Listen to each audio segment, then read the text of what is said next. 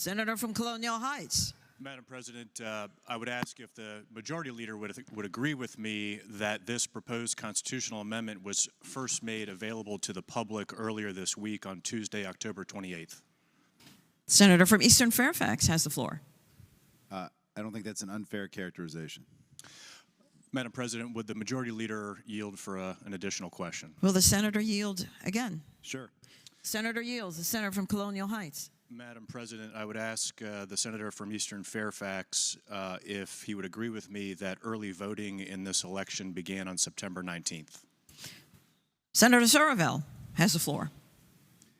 Madam President, I would agree with the senator that voting was made available to voters who chose to exercise their right to vote early if they wanted to, and they obviously, by making that choice, chose not to find out what might happen to be released to the newspapers over the 45 days leading up to the election.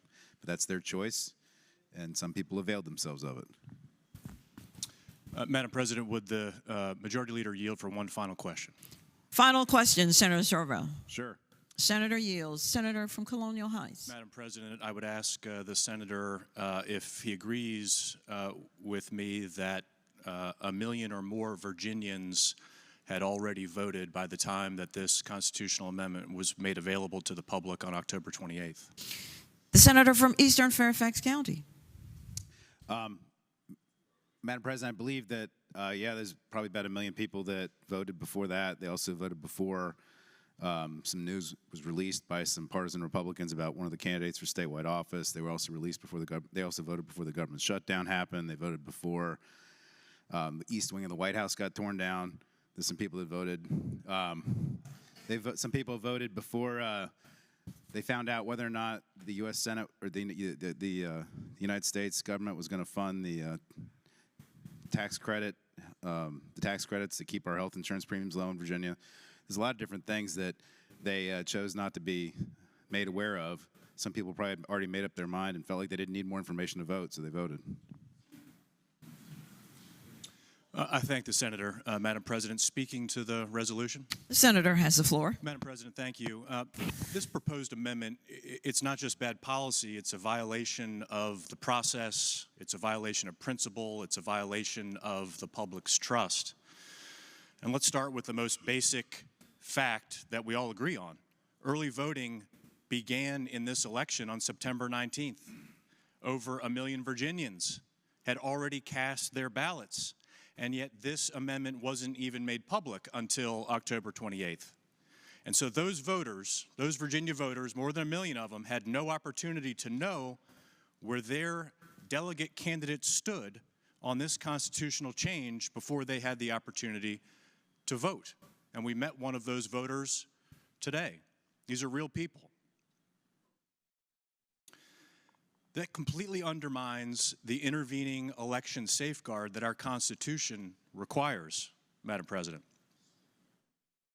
But this amendment doesn't just trample the process that we have created and put in our Constitution, it betrays the people's will, because in 2020, as has been said today and throughout this week, Virginians voted by a 2-to-1 margin to end gerrymandering in the Commonwealth of Virginia and to create a redistricting commission.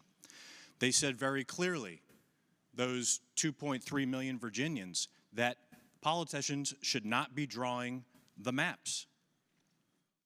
They called very clearly for an end to gerrymandering.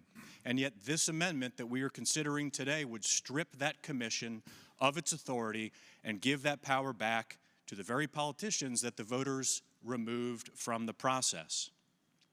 And what's worse, it's being done in the middle of an election. That's not reform, that's reversal. It's not transparency, it's a power grab. It's been rushed, it's been secretive, and it's purposefully timed to avoid accountability in this election.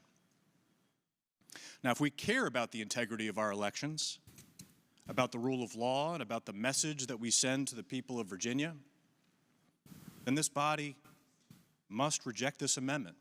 We cannot rewrite the Constitution in the shadows while voters are still voting.